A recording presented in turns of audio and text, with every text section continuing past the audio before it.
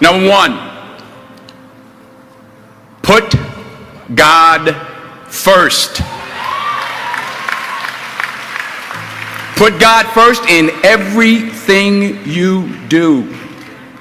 Everything that you think you see in me, everything that I've accomplished, everything that you think I have, and I have a few things, everything that I have is by the grace of God. Understand that. It's a gift. 40 years ago, March 27th, 1975, it was 40 years ago, just this past March, I was flunking out of college. I had a 1.7 grade point average.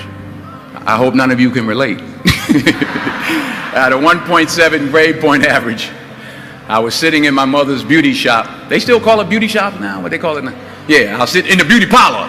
I was sitting in my mother's beauty parlor, and I'm looking in the mirror, and I see behind me this woman under the dryer. And every time she looked up, every time I looked up, she was looking at me, just looking me in the eye. And I didn't know who she was, and I said, she said, somebody give me a pen, give me a pencil, I have a prophecy. March 27, 1975, she said, boy, you are going to travel the world and speak to millions of people. Now mind you, I was flunked out of college. I'm thinking about joining the army. I didn't know what I was going to do, and she's telling me I'm going to travel the world and speak to millions of people. Well, I have traveled the world, and I have spoke to millions of people. But that's not the most important thing, the success that I had. The most important thing is that what she taught me and what she told me that day has stayed with me since. I've been protected. I've been directed. I've been corrected. I've kept God in my life, and it's kept me humble. I didn't always stick with him, but he always stuck with me. So stick with him in everything you do. If you think you want to do what you think I've done, then do what I've done and stick with God. Number two, fail big. That's right. Fail big.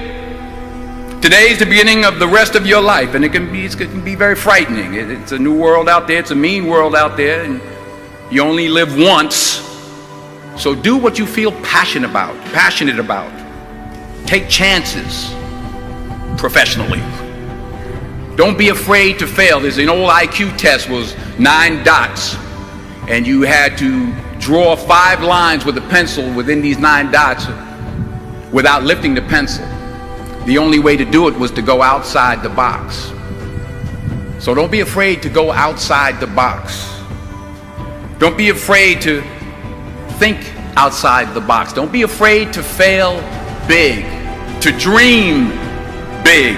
But remember, dreams without goals are just dreams, and they ultimately fuel disappointment.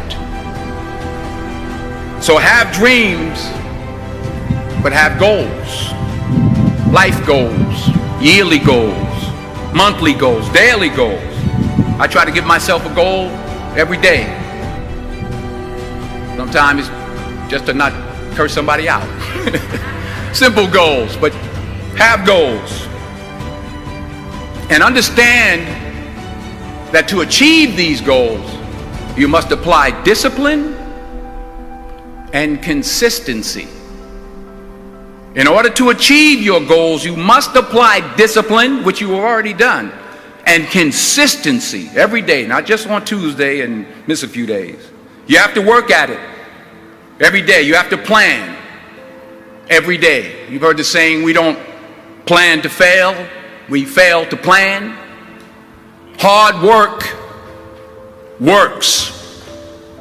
Working really hard is what successful people do.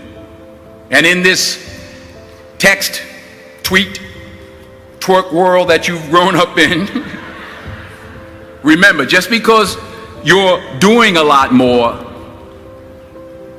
doesn't mean you're getting a lot more done. Remember that. Just because you're doing a lot more doesn't mean you're getting a lot more done. Don't confuse movement with progress. My mother told me, she said, yeah, because you can run in place all the time and never get anywhere. So continue to strive, continue to have goals, continue to progress. Number 3, you'll never see a U-Haul behind a hearse. I'll say it again. You'll never see a U-Haul behind a hearse. I don't care how much money you make, you can't take it with you. How much you have is what you do with what you have. We all have different talents. Some of you will be doctors, some lawyers, some scientists, some educators, some nurses, some teachers. Yeah, okay. Some preachers. The most selfish thing you can do in this world is help someone else. Why is it selfish? Because the gratification, the goodness that comes to you, the good feeling that I get from helping others, nothing's better than that. Well, one or two things, but nothing's better than that. Not jewelry, not big house I have, not the cars, but it's the joy. That's where the joy is, in helping others. That's where the success is, in helping others. You put your slippers way under the bed tonight, so that when you wake up in the morning, you have to get on your knees to reach them. And while you're down there, say thank you for grace. Thank you for mercy. Thank you for understanding. Thank you for wisdom. Thank you for parents. Thank you for love. Thank you for kindness. Thank you for humility. Thank you for peace. Thank you for prosperity. Say thank you in advance for what's already yours. It's how I live my life. That's why I am, one of the reasons why I am today. Say thank you in advance for what is already yours. True desire in the heart for anything good is God's proof to you, sent beforehand to indicate that it's yours already. I'll say it again. True desire in the heart, that itch that you have, whatever it is you want to do, that thing that you want to do to help others and to grow and to make money, that desire, that itch, that's God's proof to you, sent beforehand already to indicate that it's yours. And anything you want good, you can have. So claim it. Work hard to get it. When you get it, reach back. Pull someone else up. Each one, teach one. Don't just aspire to make a living. Aspire to make a difference.